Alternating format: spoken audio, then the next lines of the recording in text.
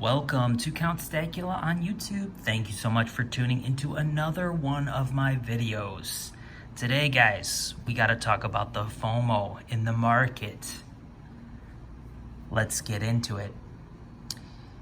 All right, yeah, so it happens without fail every single time when gold or silver spikes and gets close to that all-time high. People go into panic mode. They get FOMO. They run to the coin shops. They are buying at insane prices because they're beginners, because they're just starting out. They need to get that silver. They need to get that gold. They love buying at the top. Well, I'm here to tell y'all that is the time to be selling.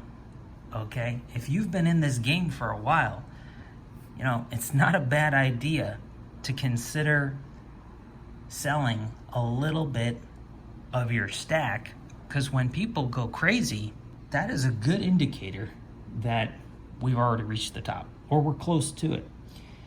And looking at the charts, I'd say that we had a pretty awesome move all the way from 1815 to a high of like 2035. It's basically at the level of the previous all-time highs. I would say it's got a little bit more gas left in the tank on the relative strength index. I suppose it could move a bit higher.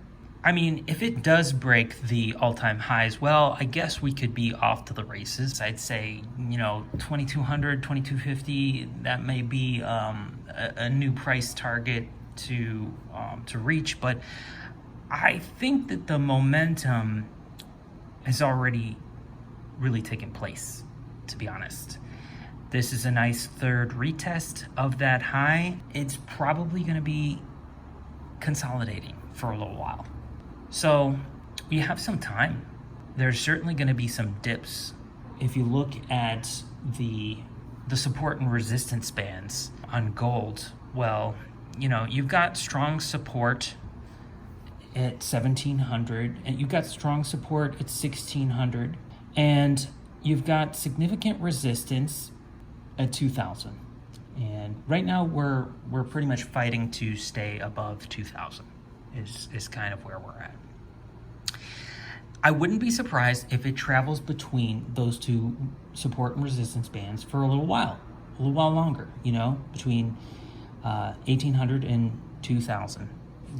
It's got a lot of room to potentially build some energy while it's consolidating, and that gives you stackers a lot of opportunities to buy the dips. There's no reason to FOMO. There's never really any reason to FOMO. I myself am stacking gold hard right now, which means I'm basically turning off that little switch in my brain that desires all those collector silver coins.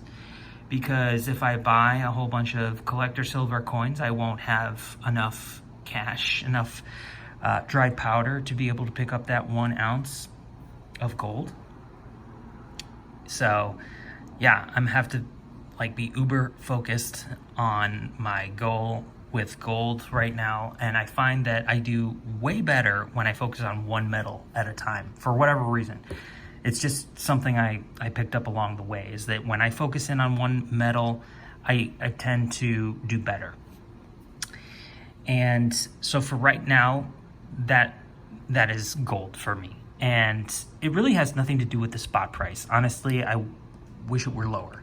But for me, it's more evening out my stack, and also kind of adding a lot of liquidity to my stack, because let's be honest, this collector silver coin stack is not exactly the most liquid thing in the world, okay? Especially if you're waiting around for those collector premiums. You're not always going to get them. If you want to liquidate that stuff right now, well, you can always get spot, right? You can always get spot, maybe plus a couple bucks. But are you going to get your collector premium back? Are you going to get what you paid for it back? Probably not, unless that spot price was significantly lower when you bought it. But with gold, the premiums are so much lower, even in these crisis times. You know, I got this gold buffalo at a 4% premium in March, right before the SVB collapse. Now, if you're looking for the best price on a gold buffalo, you're still going to be paying around 6.5% premium. So those 4% premiums are gone. If you want a 4% premium, you're looking at bars, gold bars in Assay or something. But for me, I want some more buffaloes. It's just a personal preference, I guess, you know. But am I okay with paying $21.50 for a gold buffalo? Well, yeah, I'm okay with that. It's not my ideal price. Certainly buying at the high, but even if you do buy at the high, if you're buying gold at the top, is it really all that bad of a thing to do? Because I would argue it's not that bad. You know, worst case scenario, gold spot drops a couple $100. All right, I can deal with that.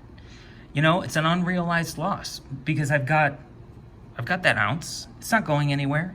If I don't need it, chances are it's going to hit that all-time high again eventually. Depends on how long you're willing to hold it.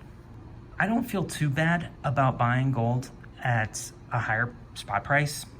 It's really just about attaining the ounce in the first place. Like that's the most important. If you can buy the dips, then definitely do so. But it's not a requirement. It's just a preference. Let's take a look at another cool little box that I recently produced here. This is for your 1 ounce silver bars in capsules. As you can see here, I've got the Una and the Lion in there from the Royal Mint. And yeah, this is kind of a nifty little 3D printed box, holds 10. If you're interested, links will be down below in the description. Holds nice and tight, and yeah, seems to be a popular one. So, always coming up with some new ideas to store that bullion for you, especially the odd shaped stuff that you know, hard to find tubes for sometimes.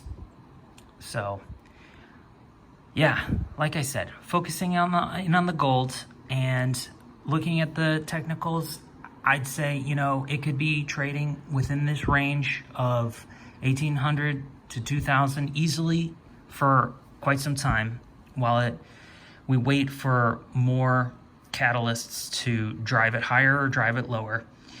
I still think that there's a little bit of gas left in the tank on the relative strength index for gold to go higher on this rally, but it is encountering some resistance at the previous all-time high.